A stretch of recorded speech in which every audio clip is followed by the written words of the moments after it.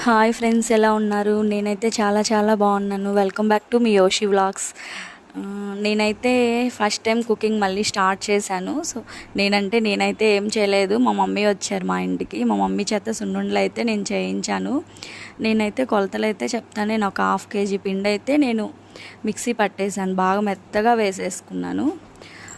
బరక బరక ఉన్నా కూడా మనకు వచ్చేటప్పటికి కరెక్ట్గా రాదనమాట. ముద్ద వచ్చేటప్పటికి పిండి మిక్సీ పట్టేసుకొని బాగా సాఫ్ట్గా వేసేసుకున్నాను.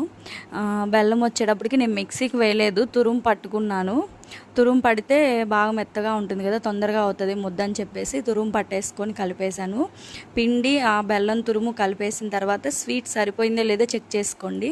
నేనైతే 1/2 kg పిండికి ఒక 1/4 kg బెల్లం మాత్రమే యూస్ చేశాను తురుము పట్టి. మరి ఎక్కువైతే వేయలేదు. మాకు స్వీట్ మేము లిమిట్గా తింటాం, సో అందుకని తక్కువే వేసుకున్నాము. అయినా మాకు సరిపోతుంది.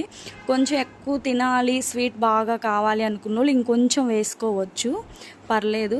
నెయ్యి మాత్రం బాగా పట్టేంత వరకు వేయండి, ముద్ద వచ్చేంత వరకు బాగా నీట్గా వేసి కలుపుకోండి. ఒకసారిగా అయితే వేయొద్దు. నెయ్యి మొత్తం వేస్తే మళ్ళీ అంత పిండి కూడా అంత కన్సిస్టెన్సీ నీట్గా ఉండదు. కొంచెం కొంచెం చూసి వేసుకుంటూ కలుపుకుంటే బాగుండిద్ది అని అనుకుంటున్నాను.